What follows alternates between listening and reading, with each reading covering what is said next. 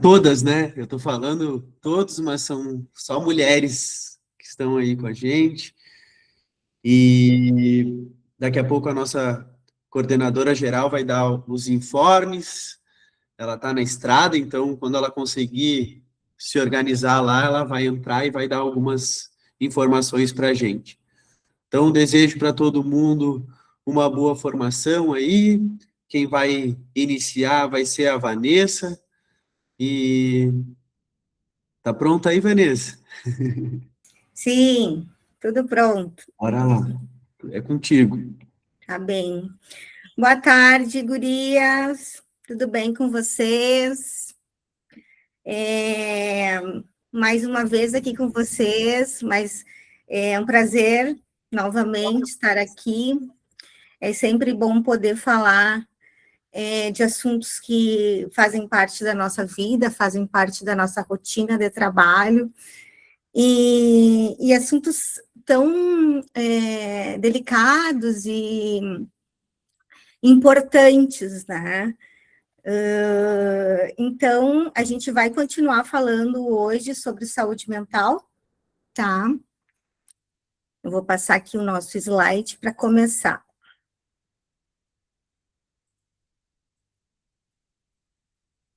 Então, gente, a gente sabe que a maternidade atípica, ela exige muito, né? São muitas as demandas, levar nas terapias, levar ao médico, dar a medicação no horário certo, são muitas preocupações com a escola, com a inclusão, está aprendendo, não está, vai falar, não vai. São muitas preocupações diárias, né? Preocupações com o futuro, né?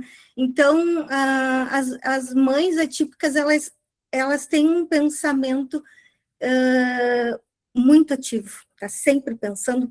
Todo mundo tem, né, gurias? A gente pensa muita coisa o tempo todo, mas na maternidade típica existem muitos desafios, né? Desafios diários. É uma maternidade mais desafiadora.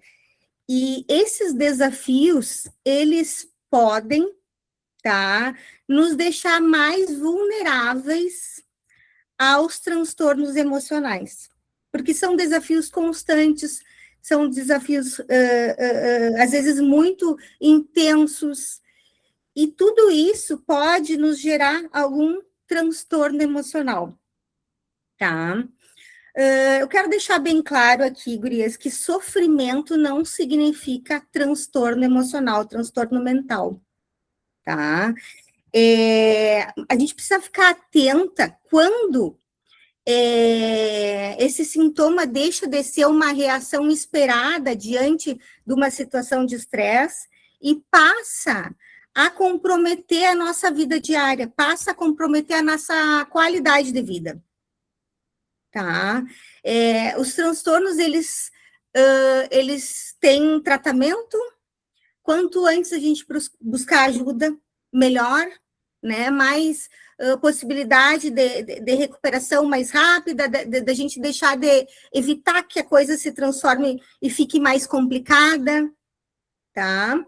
Mas é bem importante que vocês saibam e deixar bem claro aqui, gurias, que faz parte da experiência humana, independente se a gente é mãe atípica ou se a gente não é, sentir preocupação, sentir medo, sentir angústia, sentir cansaço, tristeza, tudo isso faz parte, tá? Mas quando que eu preciso, quando liga o meu sinal de alerta? Isso que é importante. Eu preciso saber quando dispara o meu sinal de alerta vermelho, tá? Quando esse sintoma, ele piora ao longo dos dias, tá? Quando esse sintoma, ele dura várias semanas, e quando ele começa a prejudicar o nosso funcionamento, quando ele começa a trazer prejuízos na nossa rotina, no nosso dia a dia, coisas que antes eu fazia com tranquilidade, com facilidade, que para mim era tranquilo de fazer, hoje eu já não estou mais conseguindo fazer em razão desse sintoma. Tá? Então, é importante que vocês saibam que nem todo sofrimento é um transtorno. Ele só torna um transtorno, gurias, quando nos trouxer prejuízos, impedir o nosso funcionamento. Tá? Então, isso eu acho que é importante, porque às vezes a gente aconteceu uma situação de estresse, né? Eu perdi um familiar, aí aconteceu um problema sério lá na escola, fiquei muito triste, sabe? E é normal, isso faz parte, é uma reação que se espera diante de uma situação estressante. Agora, se essa reação, se essa sintoma impedir que eu levante de manhã por vários dias, tome meu banho, né, faça minha rotina normal, me traga prejuízo, aí sim a gente precisa ligar ali o sinal de alerta e identificar que tem alguma coisa que não está caminhando conforme se esperava. Tá? Vou passar mais um aqui, então. Aqui.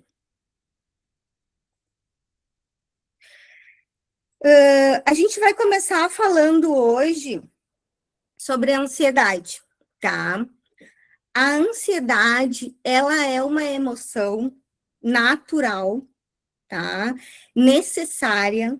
Ela ajuda o nosso organismo a se preparar para situações mais delicadas, mais de situações de perigo, mais estressantes. Então, a ansiedade é uma emoção natural, tá? Faz parte da experiência humana. Eu trouxe aqui para vocês um conceito. A gente, como psicólogo, usa um manual que se chama Manual Diagnóstico Estatístico dos Transtornos Mentais, que é o DSM-5. DSM-5 porque já está na 5ª versão, tá? Então, segundo o DSM-5, que é o nosso, digamos, o nosso guia, o que é a ansiedade? Ela que se caracteriza por preocupação excessiva, antecipação constante de perigos, dificuldade de controlar pensamentos, sintomas físicos persistentes, e ela pode ocorrer mesmo quando não existe um risco real, tá? Então, o que eu quero deixar bem claro, assim, gurias, que a ansiedade, ela faz parte, e a ansiedade, ela se torna preocupante quando ela dura semanas, quando eu não consigo controlar. Sabe quando eu não estou conseguindo controlar a minha ansiedade? Isso é um sinal já de início de transtorno. Quando ela é muito frequente, quando ela é muito intensa, tá? Aí é a diferença. Eu só quero que vocês me digam aqui se isso que eu estou falando para vocês estão entendendo, de que nem tudo é transtorno. Me dê uns positivinhos aí, só para eu ficar tranquila de que tá, ótimo, que bom. Tá, porque às vezes às vezes a gente conversa umas com as outras, né? E já fica se diagnosticando. Mas isso daí é ansiedade, isso daí que tu teve é sinal de crise de ansiedade, é sinal que tu tá ansiosa. E nem tudo. Agora eu vou falar também sobre isso, Aimee. Sim, tudo certo. Eu sou muito ansiosa. Isso. Mas é como eu estava falando, a ansiedade faz parte, é natural, nos protege, é o sinal de alerta. Mas claro que ela pode se tornar um transtorno quando ela foi. Tu tem diagnóstico, Karen? Isso. Então, aí o diagnóstico já vem em função de tu preencher uma série de requisitos para que haja um diagnóstico. Não é a partir de um único momento, né, de uma única situação que a gente faz um diagnóstico, né? Então, a ansiedade, ela só se torna um transtorno quando ela interfere nos nossos relacionamentos, no nosso dia a dia, nas nossas atividades, né? É aí que ela se torna algo preocupante, tá? Vou passar mais um aqui. Aqui, gurias, a gente fala sobre os sintomas de ansiedade. Eu não tenho, mas ultimamente estou... Deixa eu ver o que a Pamela está dizendo aqui. Ultimamente estou com preocupação excessiva e com dificuldade de controlar pensamentos. Controlar pensamentos, isso daí é sintoma de ansiedade. Não estou dizendo aqui que tu está com diagnóstico, tá, Pamela? Estou dizendo que pode ser um sintoma, isso. E aí o sintoma, essa dificuldade de controlar os pensamentos que a Pamela está nos trazendo, entra diretamente no primeiro sintoma que eu vou falar para vocês ali, que é um sintoma, que são sintomas cognitivos, tá? Os sintomas cognitivos, gente, entra esses pensamentos intensos, que a gente chama de ruminação dentro da psicologia. Sabe aquele dia que a gente fica, aquele dia ou aqueles vários dias que a gente fica com aquele pensamento, naquela situação que se passou, quando a gente fica ruminando, pensando, e na cabeça não para de pensar naquele único tema, né? Ruminando, preocupação excessiva, né? Então, isso é um sintoma cognitivo. Outro sintoma cognitivo é, por exemplo, a questão da dificuldade da gente se concentrar. Eu tenho uma tarefa, eu tenho uma atividade, eu tenho alguma coisa para fazer, e eu fico ali, não consigo terminar, porque eu não consigo me concentrar no que eu preciso fazer.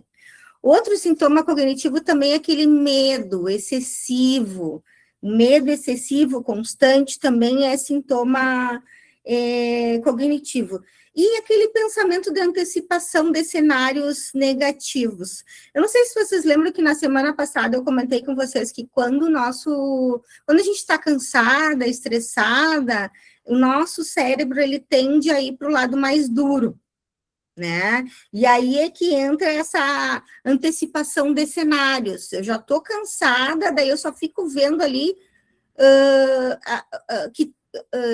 catastrofizando. Não vai dar certo, eu não vou conseguir.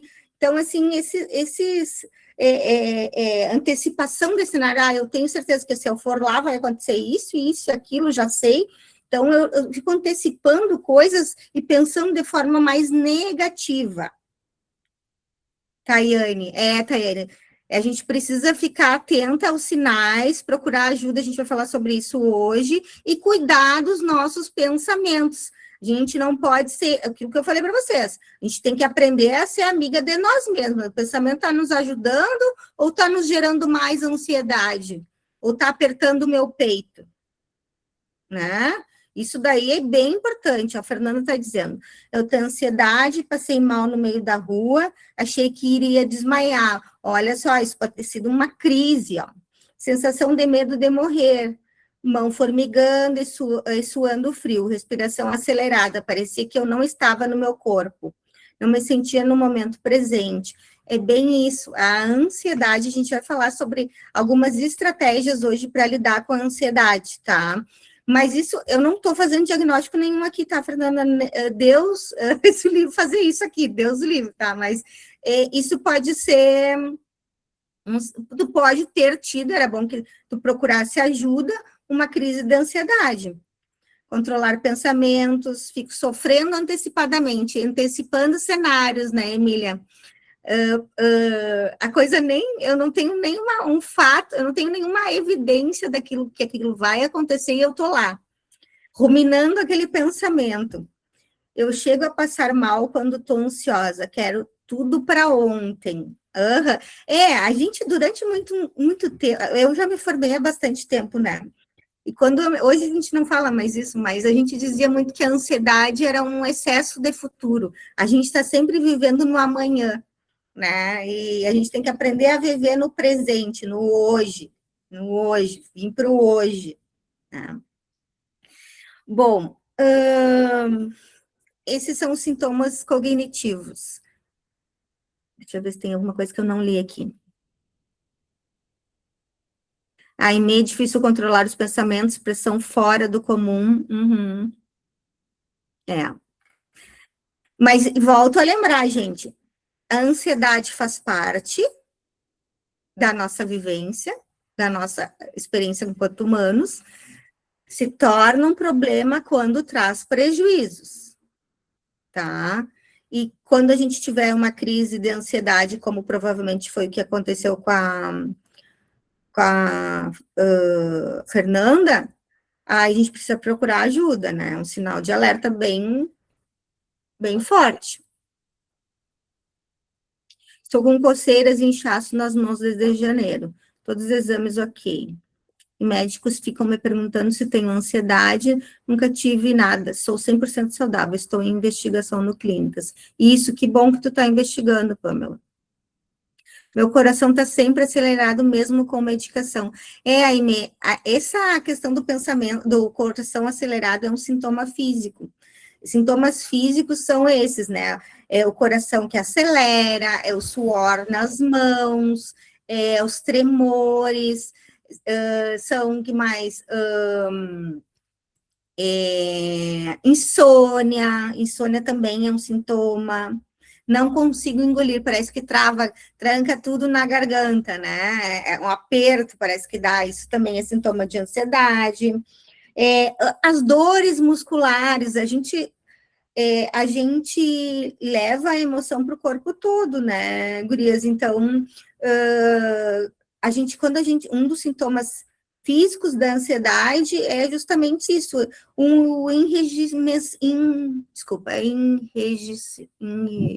enrijecimento. Ai, faltou, Aline, obrigada. Aqui, voltei. A boca cala, o corpo grita. Exato. Ai, Aimee, essa tua frase é muito boa. A gente leva para o corpo todo o corpo sente, né? E é bem isso. A Fernanda diz que fazia terapia, aí perdi porque minha psicóloga mudou de posto. Estou aguardando ser chamada novamente, porque além disso tenho crises fortes de enxaqueca. Que bom que tu tá buscando ajuda e te tratando, né, Fernanda? O que me chama atenção também é a fibromialgia muito presente entre as mães atípicas. As mães atípicas, né, Aline? Outro dia a gente está comentando sobre isso, porque é o corpo, né? O corpo reagindo ao estresse. E gurias, eu sempre hoje eu ainda estava fazendo supervisão com as minhas estagiárias, e a gente estava conversando que a gente precisa cuidar das coisas simples, que a gente considera simples, mas que são básicas para o funcionamento do nosso cérebro, que é o dormir bem, que é o se alimentar, que é pegar sol, que é fazer um exercício, é colocar o pé na areia, ter contato com a natureza. Então, são coisas assim que parecem simples e básicas, mas que nos regulam e que nos previne os transtornos de humor, porque a gente está falando da ansiedade, a ansiedade é um transtorno de humor. Então, às vezes a gente não está fazendo o simples e não está entendendo o que tem de errado comigo. Faz 17 anos que eu não durmo bem. Um outro ponto para consulta, para levar, para buscar ajuda, né? Depois a gente tem os sintomas também emocionais, que seria aquela irritabilidade, aquela impaciência, aquela sensação de tenho fibromialgia, diz a Marilei. Urticária nervosa. O médico falou que é emocional. Sim, já ouviu falar bastante. Problemas na pele. Onde procurar ajuda? Eu fui atrás de psiquiatra quando percebi que não era mais eu. Olha só, diz a Juliana, estava infinitamente mais irritada, descontando tudo nos filhos. E à noite tudo piorava, um medo de morrer, só pensava nisso. Aí comecei a tomar a medicação e fazer terapia. E aos poucos fui reorganizando minha rotina, incluí atividades para mim, só para mim, e ajudou muito. Olha, Juliana, que bom, obrigada pelo esse teu depoimento, tá? Porque é muito isso que eu sempre falo, que a gente também precisa se priorizar em algum momento, A maternidade atípica é uma corrida muito longa, muito longa. Então, a gente precisa se olhar, se enxergar enquanto mulher, enquanto pessoa, enquanto filha, enquanto esposa, enquanto namorada, né, dentro dos nossos outros papéis e nos priorizar. Uhum. Sessão de terapia, minha psicóloga falou que eu sou muito ansiosa. É uma corrida de fôlego, muito fôlego, Tairê. Mas como eu estava dizendo, gente, tem tratamento, a gente precisa se olhar mais, se cuidar mais, né? E além desses sintomas que eu já falei, cognitivos, emocionais, físicos, também eu tenho os sintomas comportamentais, que são aqueles por exemplo, eu começo a querer controlar tudo. Quero controlar tudo, mesmo coisas que estão fora do meu controle, eu quero controlar. Eu tenho dificuldade de relaxar, sentar no sofá, ó, diz a Solange que eu tenho fibromialgia, uso medicação e faço acupuntura, mas às vezes parece que nada adianta, aí mesmo tempo temos que nos cuidar, mas é difícil. É difícil. Tempo, eu sempre digo, né, Gurias, o tempo, se tu for olhar para a rotina, não tem o tempo, tu tem que fazer o tempo. Tu tem que fazer o tempo, porque o tempo não tem. Tu tem que, na falta de tempo, buscar o tempo. Mas voltando ali os comportamentais, é essa questão da gente querer controlar tudo, da gente não conseguir relaxar, sentar no sofá, colocar uma série para assistir e não se sentir culpada, não se sentir achando que tem... que eu tô... Outro dia, uma mãe estava me dizendo, eu não sei o que eu estou fazendo sentada às vezes. Aí ela senta e se culpa porque está sentada, né? Porque tinha coisa para fazer. Não, a gente tem que aprender a relaxar. Ou quando eu estou com dificuldade também de tomar alguma decisão. Isso também é um sintoma comportamental da ansiedade, né? E também, gente, assim, quando eu evito situações, né? Eu evito situações, também pode ser, né? Tudo isso que eu tô falando pode ser, tá? Sozinhos não caracterizam, e também, como eu falei, precisa ser persistente, intenso, durar semanas, trazer prejuízos, né? Porque, mais uma vez falando, a ansiedade, ela é natural e ela é necessária, tá? Vamos para o próximo.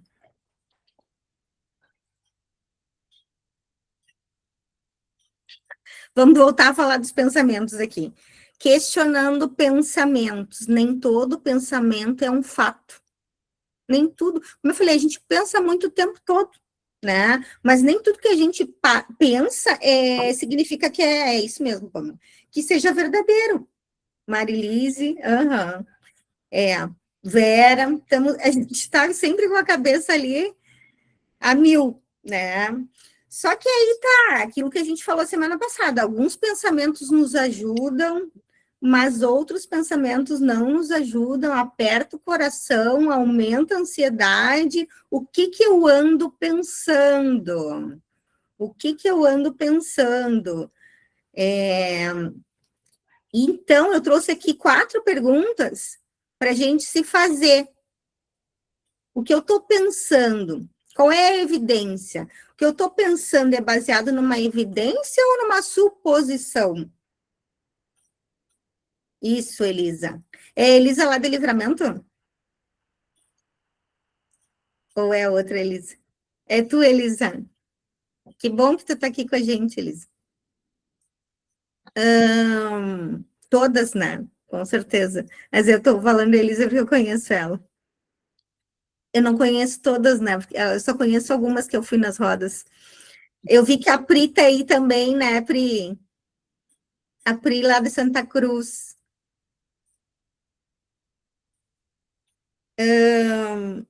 Que mais? Estou prevendo o futuro. Eu tenho agora uma mola de cristal. Estou sempre prevendo o futuro, vivendo no futuro, né? Como eu falei, estou por aqui, diz a Pri. Que bom, Pri. Eu estou generalizando, porque aconteceu uma vez, tende a acontecer de novo. Aquela outra pergunta, lembra que eu falei para vocês na semana passada da amiga? Se uma amiga de vocês falasse para vocês isso que vocês estão pensando, o que vocês acham que o que vocês acham que vocês diriam para ela? Ó, que diz a Tairê, ó, para quem é mãe solo, é importante que ela responsabilize o genitor de pegar a criança, mesmo que seja 2 dias a cada 15. A gente precisa de um respiro, isso mesmo, Tairê. Eu demorei anos para isso, por querer proteger a Clara de condutas não adequadas. E sobrecarregando toda a carga financeira, cuidado, terapias, tudo. Enfim, não se culpem por tentarem viver minimamente. Exatamente. Geralmente, diz a Aimee, geralmente o que pensamos são as demandas dos nossos filhos, principalmente a falta das políticas públicas para eles, e quanto ao futuro, acredito que todas as mães correm atrás para quem vai cuidar dos nossos filhos quando não estivermos mais aqui. Isso, verdade. Esse é um outro pensamento bem recorrente das mães atípicas, né? Eu não consigo ter um tempo, o genitor não colabora, diz a Pamela. A Vera, minha mãe sempre diz, nunca deixar para amanhã o que podemos fazer hoje. Vera. Então, o fato de eu sempre querer dar conta de tudo se tornou muito forte e presente para mim. Eu sempre digo assim, o que eu posso, hoje eu estou cheia de tarefas para fazer, o que eu posso delegar? Né? O que eu posso adiar? Né? Priorizar, né? E pensar de que eu estou fazendo o que é possível. O que é possível porque eu sou ser humano. Eu não sou super-herói, não sou Mulher Maravilha, né? E aí, é isso mesmo, velho. Tá, então, o que eu tô pensando tá dentro do meu controle ou tá fora do meu controle? Então, que vocês se questionem quando esses pensamentos aparecerem, tá? E a principal questão é isso, o que eu tô pensando tá me ajudando ou tá só aumentando a minha ansiedade? Quando eu faço esse movimento de questionar os meus pensamentos, gurias, é um movimento para eu trazer para o lado da razão, para eu racionalizar, para trazer para aqui para o córtex pré-frontal, que é a parte do cérebro responsável pelos pensamentos mais racionais, o nosso pensamento.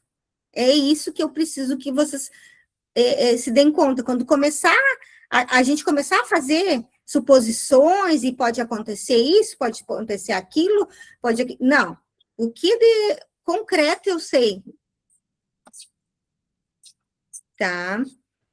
Então, cuidem, vigiem os pensamentos.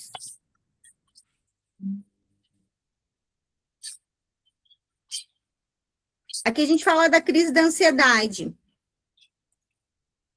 que é, se eu não me engano, que a Fernanda estava comentando. Então, a crise da ansiedade, gurias, é um episódio agudo de ansiedade intensa, que pode durar em média, tá? Estou falando bem em média, de 10 a 30 minutos, e pode ser extremamente assustador, como a Fernanda relatou ali, né? Então, o coração muito acelerado, a falta de ar, a sensação de morte iminente, tontura, formigamento, sensação de perder o controle, medo intenso. Então, todos esses sintomas são sintomas de crise de ansiedade, que é diferente, gurias, da crise do pânico, assustador, parece que vamos morrer naquele momento. A crise do pânico, digamos que é um pouco mais intenso, é aquele sensação de terror. A crise da ansiedade eu consigo entender, assim, que eu estou muito ansiosa, eu estou ficando muito ansiosa. Vontade de chorar e não sabe por quê. Uhum. A crise da ansiedade eu consigo entender qual foi o gatilho, o que desencadeou. E no pânico, a situação pode ser uma situação normal, comum, e vem a crise, então não tem um gatilho evidente, tá? E a sensação a crise do pânico, ele é mais intenso, é mais... essa sensação de morte iminente, eu estou tendo um AVC, é um pouco mais grave, digamos.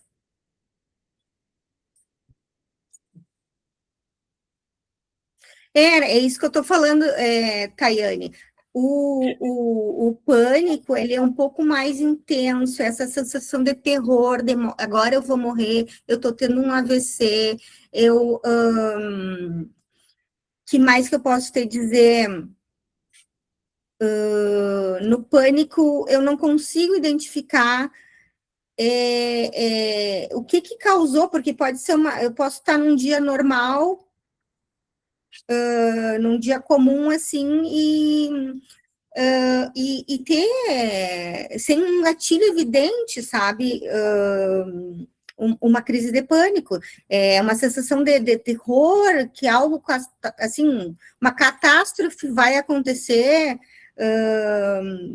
que mais? Palpitação, falta de ar, tremor também é característica do pânico, mas é mais intenso, sabe? Então, a pessoa está achando ali, eu vou ter um infarto e vou ter um AVC e vou morrer, essa sensação. E pode durar por mais tempo. Então, essas são... Tem que investigar bem, mas, assim, se tu tá... Não sei se tu tá desconfiada, teria que procurar uma ajuda médica, né, e psicológica, para investigar melhor, mas o que eu posso te adiantar isso a crise do pânico é mais intensa. Perguntei porque minha filha, ela precisa de ajuda, está tendo na escola crise de ansiedade, é horrível como ela fica, são crises sem motivos. Então, ela precisa procurar ajuda. Eu tive crise de pânico de não conseguir respirar. A Elisa.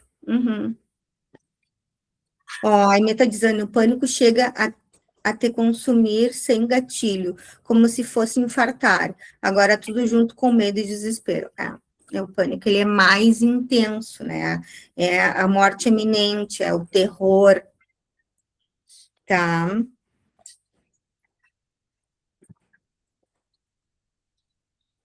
Vamos para o próximo. Agora, gurias, eu trago algumas estratégias, tá? O que fazer durante a crise? Primeiro de tudo, respirar. Focar na nossa respiração. Não sei se vocês já ouviram falar na respiração diafragmática, que é a respiração que a gente faz lentamente, Liliana, lentamente, a gente tem que se concentrar na nossa respiração. Então, eu vou tentar respirar pelo nariz, eu sei que às vezes tem gente que não consegue, mas tentar respirar pelo nariz, contando até 4, segurar o ar lá dentro. Sabe aquela respiração que quando tu enche o pulmão, tu chega a ficar mais ereta, assim, enche o pulmão, segura contando até 4, depois expira contando até 6, a Taíra quer falar. Quer falar, Taíra? Pode falar. Eu só ia complementar que na terapia com a Clara me ensinaram que, como para a Clara tudo é muito concreto e visual, a gente tocar no nariz para fazer a contagem da respiração. Toca no nariz para puxar, 1, 2, 3, 4, toca na boca para soprar, 1, 2, 3, 4, e aí no tocar tu direciona para onde tem que passar o ar e fica mais concreto no momento da ansiedade. Ai, muito boa, adorei. Porque isso que tu está trazendo do toque, do contato, o contato também ele entra no aqui e agora, eu senti, porque o que é essas estratégias para lidar com a ansiedade são estratégias para nos trazer para o aqui e agora, porque a gente está lá no pensamento ruminante, a gente está lá no perdido, imerso. Então, eu tenho que fazer atividades que me tragam para o aqui e agora. Eu tenho que mudar o foco do meu pensamento. Por isso, o banho gelado, porque a água gelada o nosso foco deixa de ser o pensamento e passa a ser no corpo, né? Eu tô com frio. Uma outra coisa também eu tô com um pensamento muito acelerado, eu vou lá na geladeira, pego o gelo e coloco na minha mão. Meu foco vai para a minha mão que está ficando gelada. Ou eu encho a minha pia d'água, tapo ali a pia, encho d'água e prendo meu cabelo assim, ó, e mergulho o meu rosto naquela água. Meu pensamento vai todo para ali, tá? Beber água também. Vai lá, respira, bebe água, tá? E tem um outro exercício que a gente chama de exercício de aterramento, que eu acho bem interessante se vocês até tiverem onde anotar, porque é bom quando a gente está na crise, tá? O que eu vou fazer? Primeiro, são 5 etapas, tá? A primeira é 5 coisas que eu vejo. Eu vou começar a enumerar, falar em voz alta mesmo. O que eu estou vendo? Eu estou vendo a minha janela, eu estou vendo as árvores, eu estou vendo uma bolsa, eu estou vendo um armário. 5 coisas que eu estou vendo no ambiente. Tá? 4 coisas que eu toco. Então, eu vou pegar coisas que estejam ao meu redor. Vou pegar meu celular, vou pegar uma caneta. Aí eu mudo meu foco para o tato. Vou pegar uma caneta, vou pegar a tampa da caneta, vou pegar aqui a minha água, né? Já estou sentindo um outro tato, né? Um outro objeto.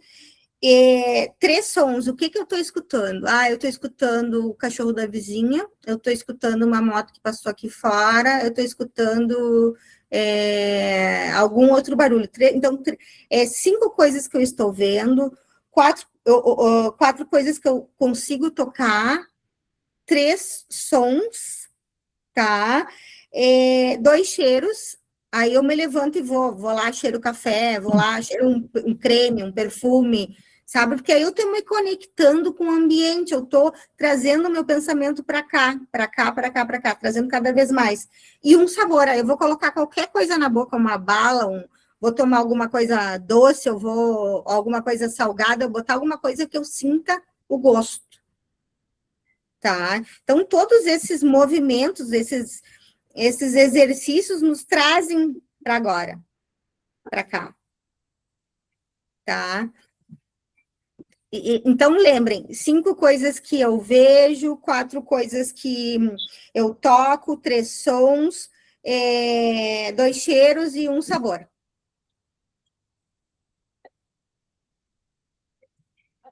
Isso, gurias, tá? Procurem fazer quando vocês sentirem que a ansiedade está aumentando. Trazer para o aqui e agora. Agora... tá, tem mais um aqui sobre... Quando procurar ajuda. Crises frequentes, prejuízo no trabalho, prejuízo familiar, isolamento, que é um sintoma também bem comum, e uso excessivo de medicação por conta. Quando eu estou lá tomando remédio para isso, remédio para aquilo, remédio para aquele outro, sabe? Me entupindo de remédios. Quem nunca fez, né? Não, vou tomar que vai resolver. Então, fiquem atentas, esses são sinais de alerta, tá?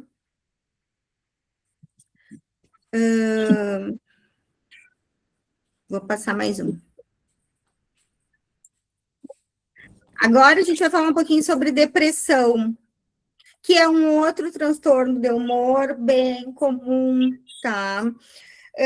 A depressão, segundo o DSM-5, que foi aquilo que eu falei para vocês, que é o Manual Diagnóstico Estatístico dos Transtornos Mentais, transtorno caracterizado por humor deprimido ou perda de interesse e do prazer nas atividades durante pelo menos 2 semanas, associado a outros sintomas que causam sofrimento significativo ou prejuízo na vida pessoal, familiar, social ou profissional. Vocês viram, né, que em todos os conceitos vem essa palavra, o prejuízo, tem que ter prejuízo, senão se sentir triste faz parte da experiência humana, né? Nem tudo é transtorno.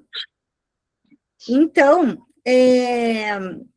essa é a nossa... com o nosso conceito de depressão, tá? Então, a depressão, ela tem que, como fala ali, tem que ser persistente, tem que ser mais de 2 semanas, né? E os sintomas da depressão? O humor deprimido, que é aquela sensação de vazio, de desânimo, tá? Perda de prazer. Outro dia eu estava conversando atendendo uma paciente, ela estava dizendo, Vanessa, eu estava no intervalo do meu trabalho, eu sempre sento com as mesmas pessoas, eu gosto das pessoas, e a gente essas pessoas estavam conversando sobre a festa junina que eles iam fazer no trabalho, e ela estava me dizendo, nada daquilo, para mim, era bom, eu só pensava que pessoas mais idiotas, bem as palavras ela usou, e ela me disse, Vanessa, se fosse um outro momento, estava bem empolgada e estaria feliz de estar conversando e combinando da festa junina, mas aquilo para mim não estava mais fazendo sentido e eu não estava mais querendo estar com aquelas pessoas que são pessoas que eu gosto. Então, sintomas de depressão, né? A perda do prazer, a alteração do sono também, assim como na ansiedade, a alteração do apetite, como muito, não como, fadiga, aquele cansaço, aquela falta de energia, culpa excessiva, a baixa autoestima, também entra a dificuldade de concentração, assim como na ansiedade, pensamentos de morte, choro, irritabilidade. Irritabilidade é um sintoma bem comum em adolescentes, quem tem filhos adolescentes, né? Irritabilidade quando o adolescente ali está, né? É um sintoma que aparece. Então, alguém quer falar? Não, Tayane, não?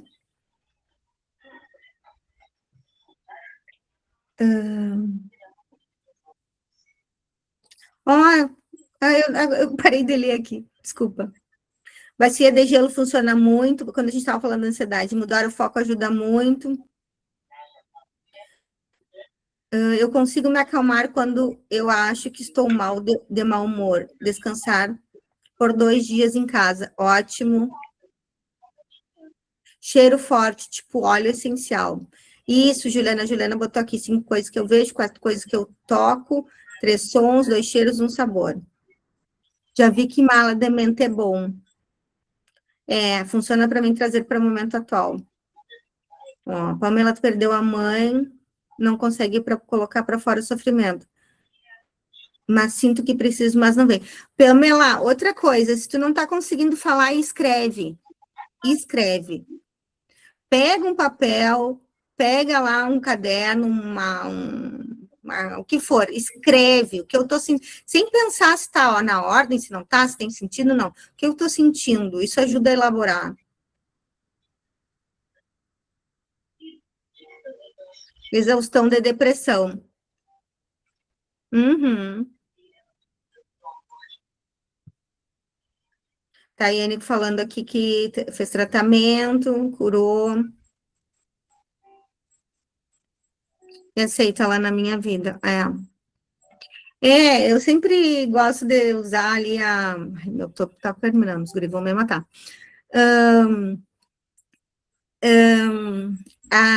Sempre se transformar a minha depressão em poemas. Olha, que legal, Natasha.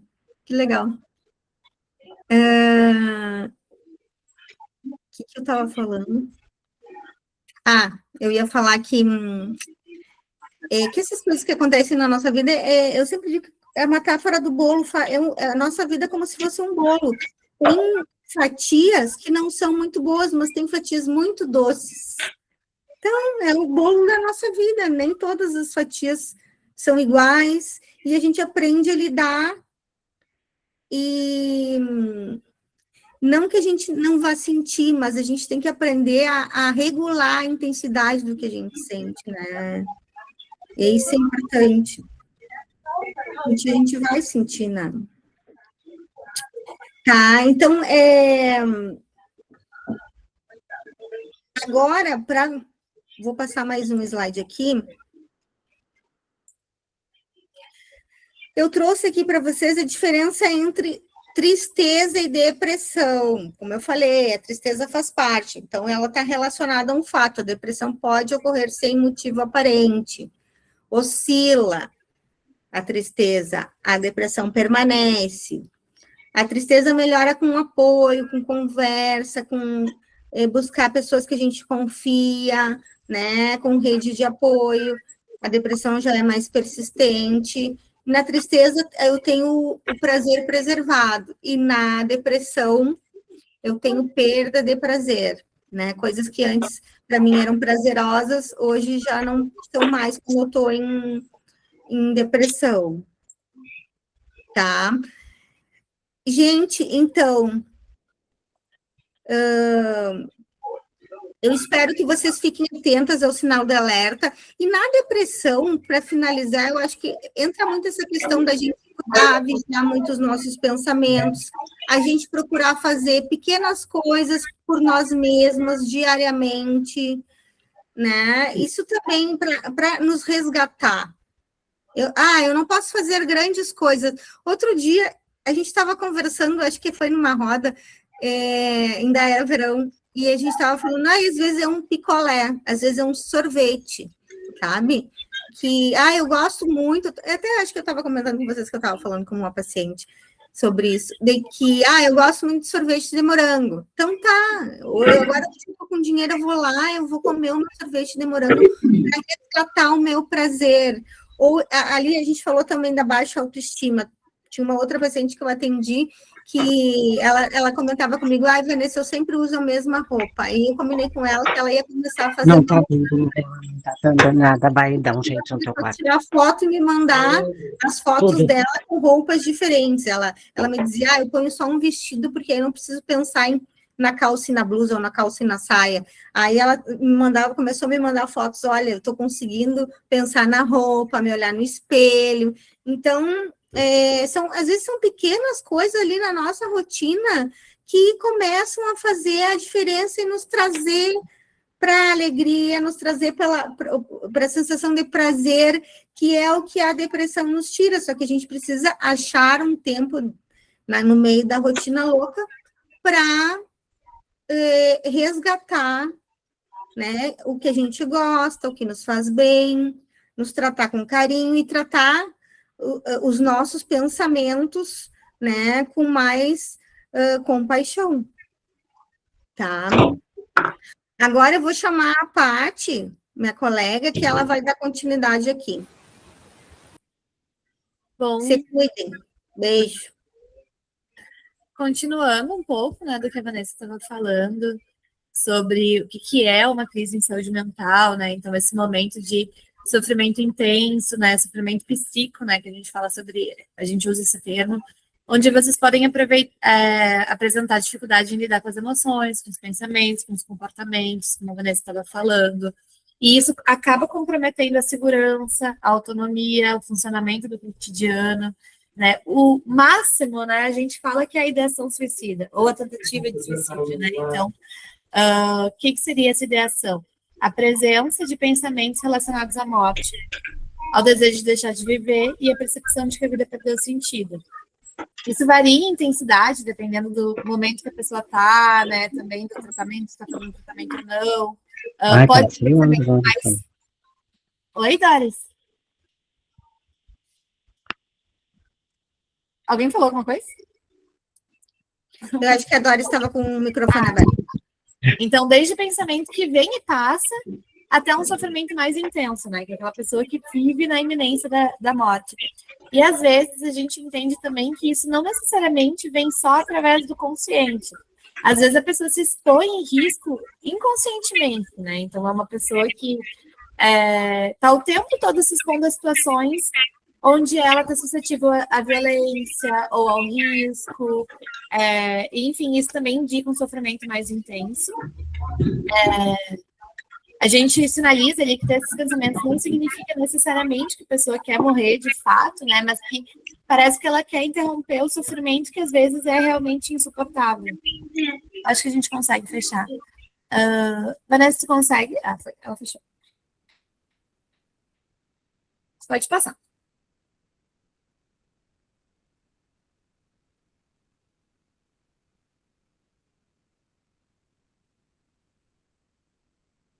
Não é o único fator, né, da ação suicida que leva uma pessoa a pensar em morrer. Geralmente é o acúmulo, então, de sofrimentos que tem sem esse suporte, né, que faz com que ela pense e fique nessa ideação suicida. Na maioria das vezes, isso não surge de maneira repentina, né, surge a partir desse acúmulo de coisas, de situações, ou de uma desesperança, né, de um processo um pouco mais difícil, de uma sequência de fatos que leva ela a estar com esse sofrimento que é beira insuportável. Geralmente ela é precedida por um aumento gradual no sofrimento emocional. Então, isso que a Vanessa estava trazendo, né? É importante a gente pensar naquilo que a gente vai percebendo como sinal. Então, uma crise de ansiedade, um episódio depressivo, um dia que o humor está mais triste, que tu não quer levantar da cama e aquilo aumenta a frequência e tu deixa de ter vontade de fazer as tuas coisas e deixa de vontade de sair, de conversar com outras pessoas. Então, a gente vai vendo uma série de sinais do corpo, né, que a gente precisa escutar para que não chegue nesse agravante máximo que é a ideação. Ali, né, muitas pessoas apresentam sinais antes de verbalizar que estão pensando em morrer. Reconhecer esses sinais e buscar ajuda precocemente pode evitar uma crise mais grave. Essa conversa que a gente está tendo agora, ela vai de encontro com aquilo que a gente trazia da última vez, né, sobre os fatores de risco e proteção também, que fazem um episódio de crise se desencadear ou não, ou a gente conseguir frear isso, ou a gente conseguir controlar um pouco mais fácil, né, então a gente sempre está atento àquilo do momento e também ao entorno, né, se a pessoa tem uma rede de apoio, se ela não tem, se ela frequenta algum grupo, se ela não frequenta, com quem ela mora, se ela mora sozinha, como é a relação familiar, se ela faz uso de alguma substância, se não faz, se está em acompanhamento médico, psicológico, se não está. Então, são todas as coisas que a gente vai percebendo também, ou enquanto pessoa, né? Tem uma vizinha que eu estou vendo agravante, tem uma filha que eu estou percebendo que não sai do quarto. Ou enquanto profissional, quando a gente recebe uma notificação, ou começa a perceber isso nos nossos pacientes também. Posso passar, Paty? Pode. Deixa eu checar, eu não estou vendo o slide. Pode passar.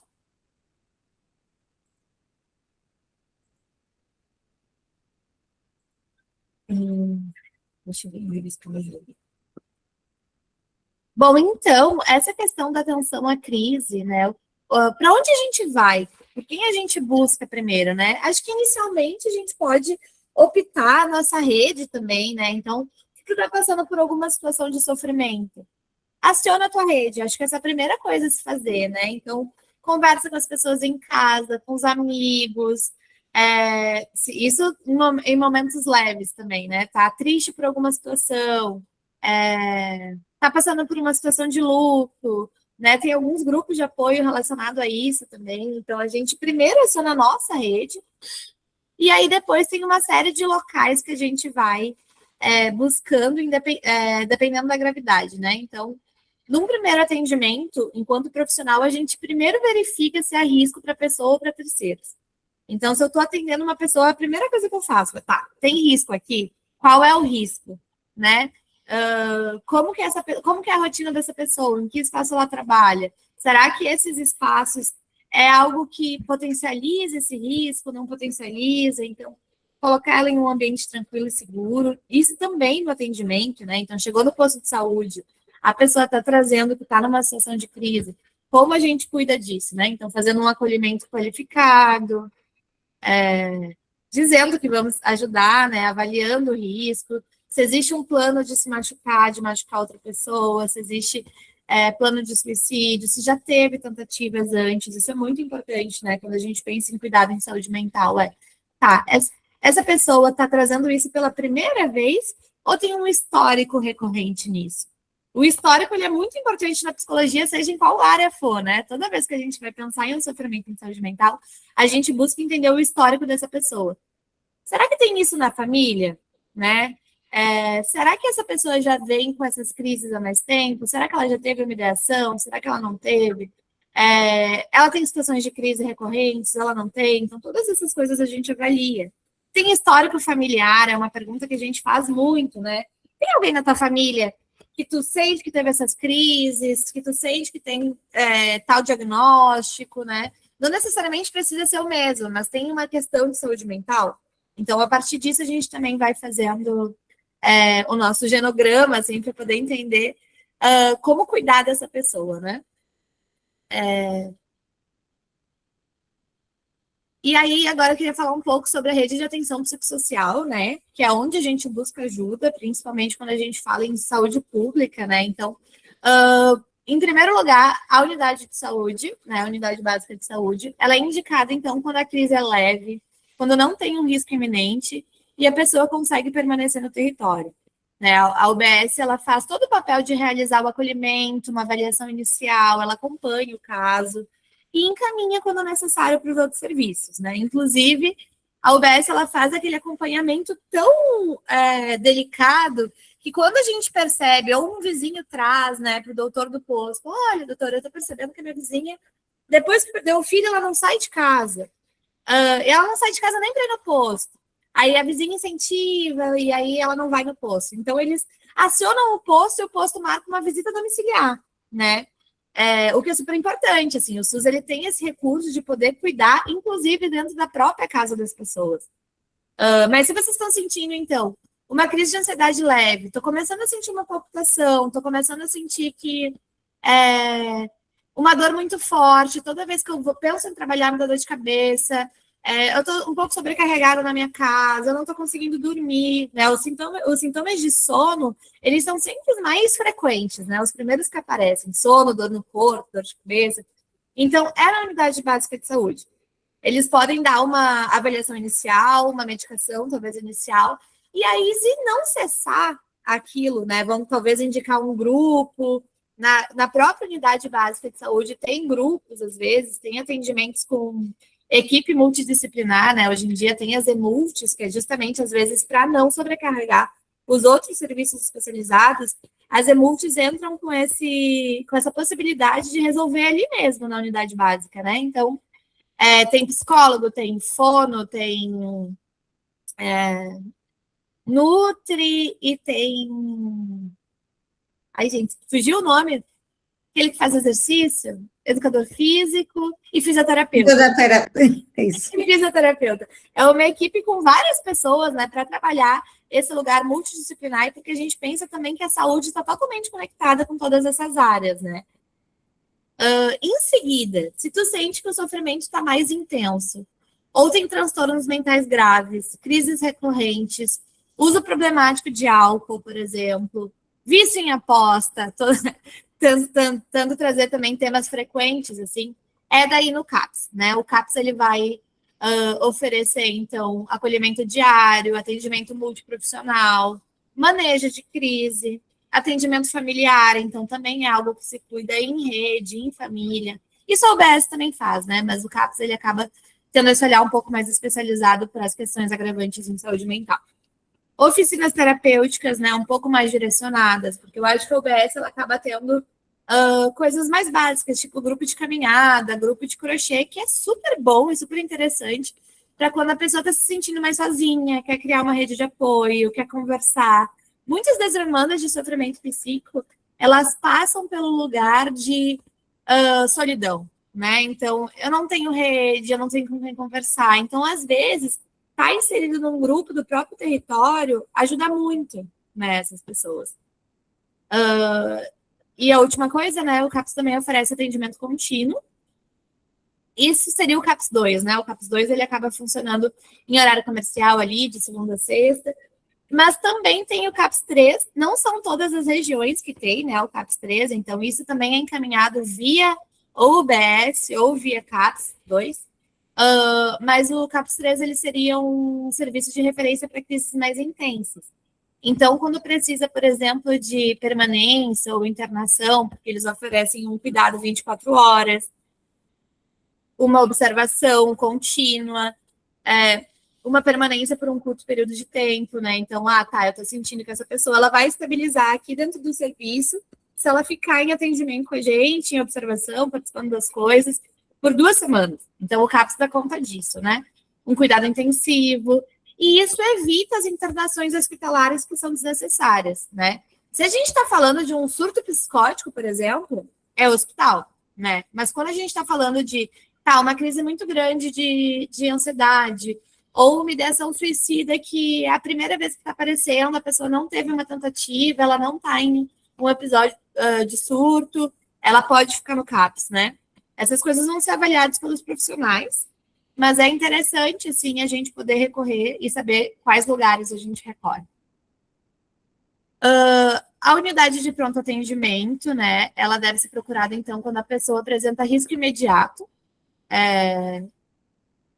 ou uma avaliação clínica urgente, e quando precisa de uma necessidade de estabilização.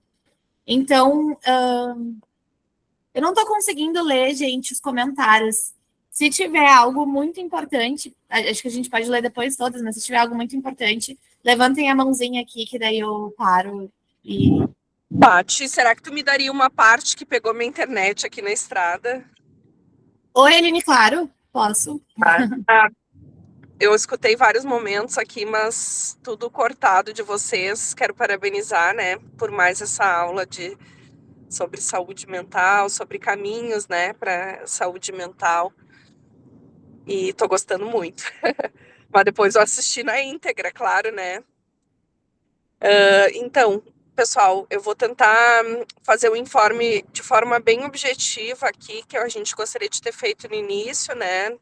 O Léo já explicou que eu tô na estrada, indo para Santa Maria, para mais uma roda de conversas.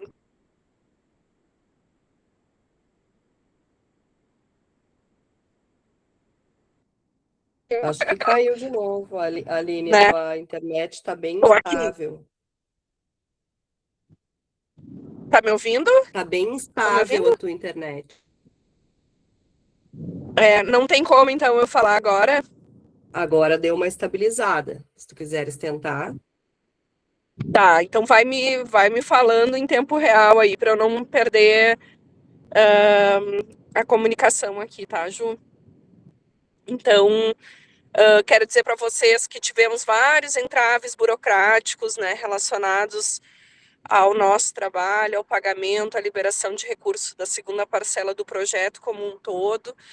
Ainda bem que conseguimos resolver essas pendências, recebemos a segunda parcela, que é a metade do valor total da emenda. Hoje, uma parte das PDAs foi paga. Segunda-feira, outra parte será paga. Ainda tem um tempo de compensação para receber o mês relativo a junho. Então, essa é a boa notícia que vocês receberam nas reuniões de mentoria, essa informação previamente. E a questão que modificou depois das combinações e depois da assinatura do termo de bolsista de vocês foi a questão do pagamento das parcelas de julho, agosto e setembro, que ao invés de vocês receberem em 3 vezes, né, em agosto a próxima, né, e assim, e setembro e outubro, vocês vão receber as 3 juntas em outubro no valor de R$ 1.050, que é a metade, né, do valor total da bolsa. O valor total da bolsa de estudos aqui, de formação das PDAs, no balcão de direitos das famílias atípicas, é R$ 2.100, divididos em 6 parcelas, dá 350 por mês. Como vocês receberam 2, vão receber a terceira, vocês então receberam a metade. A outra metade, então, vocês receberão quando acabar o período do defeso eleitoral. Em virtude das eleições, o Ministério, então, nos apresentou uma apelação, né, em relação ao pagamento das bolsas de vocês, e cumprir à risca, né, pela mãe da democracia, para a gente não caracterizar um problema ofensável, evidentemente, mas não tem porquê. Então, a gente continua o curso.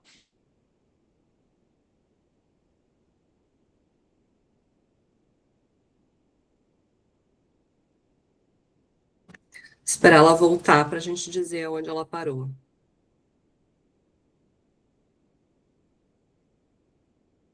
Sim, gente, vamos esperar ela voltar, que aí a gente avisa para ela de onde ela parou.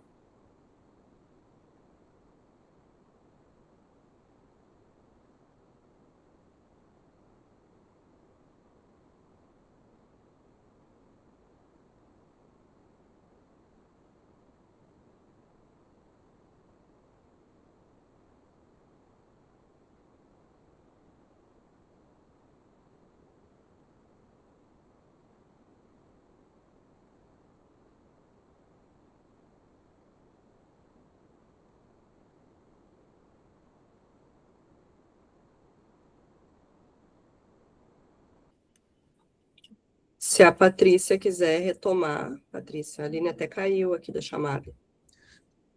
Não, mas eu acho que é isso, assim, né, Ju? Só complementando um pouco o que a Aline estava falando, né?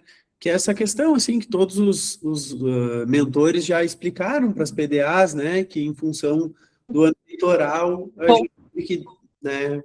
Oi, Aline, tu deu uma travada, eu estava complementando a tua fala, mas segue aí. Tá. Desculpa, né? Tô aqui na estrada, indo para Santa Maria, como eu disse, tá aqui o Theo comigo, né? Pedi o celular aqui emprestado. Para ver se melhora a internet. Então, vocês vão receber o acumulado de julho, agosto e setembro, depois do defeso eleitoral. Tá? Isso que ficou acordado com o Ministério para a gente dar continuidade ao nosso projeto e à formação de vocês. A gente fez as reuniões prévias de mentoria, explicou, né, detalhou isso. Gostamos? Não, ninguém ficou feliz. Todo mundo queria que a bolsa fosse paga mensalmente. Mas tem um lado bom, que é aglutinar as 3 bolsas que vão faltar, que é a metade do valor, R$ 1.050, que vão receber como numa poupança no mês de outubro, né? Então, em alguma medida, entra um valor que aparece mais significativo, né, ali depois desse período do defeso eleitoral. Então, houve um entendimento de que é muita gente recebendo bolsa, tá?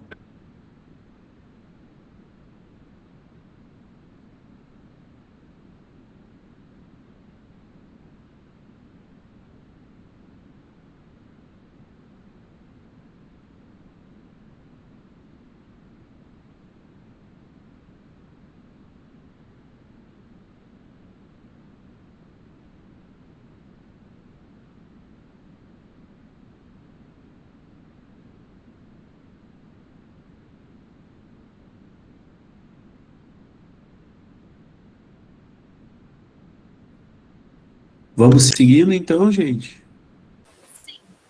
O que tu acha, Ju? Acho que a Ju caiu também. Acho que dá para ir seguindo. Claro, eu acho que é isso. Vamos indo lá. Qualquer coisa também, gurias, dá para perguntar sobre isso, se vocês têm alguma dúvida. Ou para a gente individualmente, ou no grupo de informes, né, no grupo de sessão dos mentores. Fiquem tranquilas em relação a isso. Só um minutinho, Patrícia. A Aline não vai voltar, ela disse que eram essas as informações, tá? Tá bem.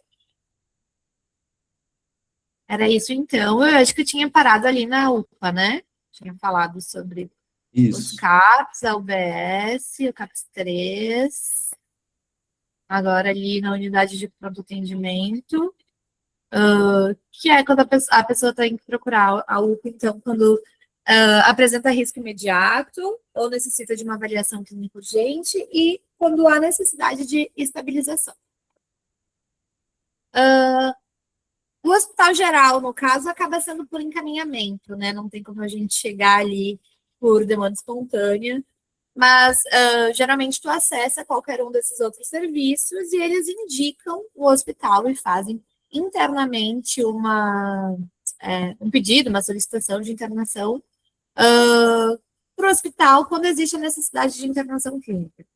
Né? Essa crise envolve complicações médicas, então, ou algum caso agravado, seja de saúde clínica ou de saúde mental, mas que precisa de um acompanhamento um pouco mais intenso médico, quando teve tentativa de suicídio com necessidade de cuidados físicos, e quando o CAPS não consegue oferecer cuidado suficiente, né? Quando o CAPS tem uma limitação ali e não é possível fazer esse acompanhamento lá, porque não tem estrutura, ou não tem recurso, ou, né, o hospital acaba tendo um pouco mais de aporte para isso. Quando a gente aciona a SAMU, então, né, é quando existe risco iminente de morte, né, ou situação de crise muito grave, que a gente não vai conseguir fazer uma contenção, que a gente não consegue chamar uma outra pessoa, tentativa de suicídio em andamento, então, tô vendo que a pessoa está ali e ela está nesse risco, ela está, né, com um discurso muito grave, ela tem os recursos para isso também. Quando uma pessoa está muito agitada, né, uma agitação muito séria, e ela está colocando a sua vida em risco, ou a vida dela também, e principalmente quando tem impossibilidade de um transporte seguro, né, então fica inseguro tanto para a pessoa que está acolhendo, quanto para outra pessoa ela estar se locomovendo de carro, por exemplo, com transportes próprios, ou de Uber, ou a pé, a gente não tem como, então a gente tenta segurar essa pessoa no ambiente da melhor maneira possível e chamar a SAMU. Claro, né, gente, eu tô falando aqui de um cuidado terceirizado, né, acho que quando for a pessoa em si, ela pode também ligar, mas geralmente o meu filho está em crise, a minha mãe está em crise, a minha irmã está em crise, vou ligar para o SAMU. Quando é sobre si, dá para ir direto nos espaços também. Ligar para a polícia somente quando tiver situação de violência, risco grave à integridade física, ou necessidade de garantir a segurança para atendimento da equipe de saúde. Então, por exemplo, se eu vou, enquanto equipe de saúde, até a casa de alguém fazer uma internação, seja compulsória, né, enfim, a gente liga para a polícia para eles acompanharem, liga para a SAMU e para a polícia para eles acompanharem a equipe de saúde em segurança. Então, só para finalizar, né, o fluxo simplificado de atendimento. Crise leve, UBS, acompanhamento cotidiano, né, mensal, ali com o UBS, cada um tem o seu território, a gente frisa muito também o quanto é importante acessar os serviços do próprio território, pela facilidade de acesso, pela criação de vínculo, por eles já conhecerem o seu histórico, né, encaminhamento para o CAPS se necessário, crise moderada, CAPS, manejo de crise, né, acompanhamento intensivo, então acaba sendo com serviços um pouco mais especializados, né? Então precisa de um psicólogo, talvez, de um psiquiatra, que o UBS não faz, né? É um cuidado um pouco mais amplo. Crise grave, CAPS 3, né? Quando disponível, UPA ou Hospital Geral, se tiver necessidade de internação. Risco iminente de morte, SAMU, UPA, Hospital Geral.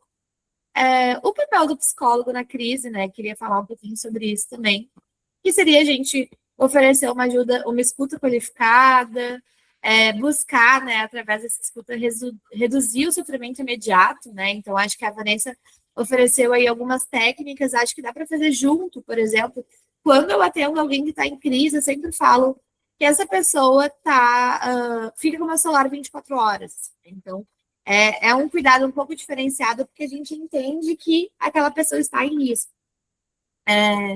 O psicólogo também deve favorecer a reorganização emocional, né? Avaliar os fatores de risco, os fatores de proteção, acionar a rede quando necessário. Então, geralmente, quando a gente fala de crises, a gente fala de um cuidado em rede. Então, o profissional que está te acompanhando, ele deve ter o contato de algum familiar, de algum amigo de confiança, alguém que vai ser suporte, né? Pode até não ser alguém super perto de ti, mas alguém que tu confie minimamente, uma vizinha, às vezes pode ser, né? Uma vizinha que não tá, ela me ajuda de vez em quando com o cuidado do meu filho, ela me ajuda de vez em quando com alguma coisa, né? Não é a minha figura de referência, mas eu não tenho família perto, eu não tenho os laços familiares. A gente vai buscar pessoas para isso, né? Para essa construção de rede. Acho que muito do cuidado em saúde, principalmente em saúde mental, ele passa também por essa retomada de vínculos, né? Então, a gente está falando de eu não tenho nenhum laço familiar. Muitas pessoas que a gente escuta aqui falam sobre isso, né? Mas eu não tenho ninguém. Então a gente vai construir essa rede, porque construir essa rede faz parte desse cuidado, né? Acionar a rede quando necessário, orientar os familiares, né, registrar a intervenção, né, no prontuário e construir o PTS, né, que no SUS a gente utiliza, que é o plano terapêutico singular. O objetivo principal ele não é resolver toda a situação naquele momento, porque a gente não tem nem como, né, mas oferecer um acolhimento, reduzir o risco e articular o cuidado em rede. Acho que da minha parte era isso, né? Pensar que a crise ela deve ser acolhida com respeito, sem julgamento. A escuta qualificada ela é uma das principais ferramentas desse cuidado. Nem toda crise precisa de internação, eu acho que isso é importante também, né? Algumas a gente consegue dar conta escutando essa pessoa, acolhendo essa pessoa, estando junto com essa pessoa. Como militante do SUS, eu também falo sobre o cuidado em liberdade, né? Então, a internação ela é o último fator. A gente busca vencer todos os primeiros recursos, as primeiras coisas que a gente tem que fazer antes da internação. Inclusive, acho que vale entrar nesse debate da medicação também, né? A medicação ela é um recurso para andar junto com todo o tratamento. Ela não é o principal, ela não é algo que anda sozinho, né? A gente medicar, ela é uma urgência, né? Então, tá, eu tô numa crise muito forte. Tá, tu medica, né? Mas ela não vai ser algo não deve ser algo contínuo a ponto da pessoa não conseguir cuidar de si mesma de outras formas, né? Então, a gente precisa de uma escuta, a gente precisa de um outro tipo de acompanhamento. E é isso, o trabalho em rede, né? Tanto a UBS, o CAPS, a UPA, o hospital, a SAMU, é fundamental para um atendimento integral e humanizado.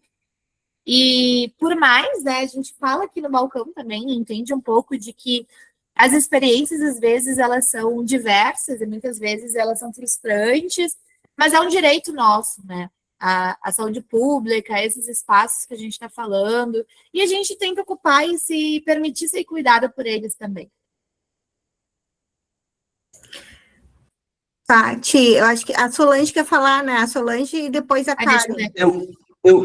Oi, gente. Eu acho que a gente dá seguimento aqui, porque eu acho que o que a Solange quer falar vai vir em outro, né? A gente vai explicar isso para ela, que ela falou no chat ali.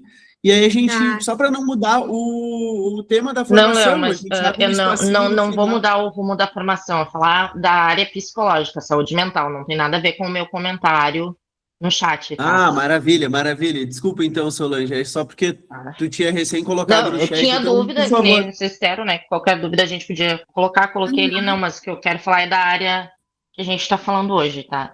Pode falar. Vou falar da minha experiência, assim, né, em questão do psicológico. O meu filho, além dele ser autista, ele tem uma doença rara neurodegenerativa. Vocês estão conseguindo me ouvir bem? Sim. Tá. Quando eu recebi o diagnóstico, há 15 anos atrás, eu entrei em depressão, sigo tomando medicamento, fazendo terapia. Só que, só para ter uma ideia, tá?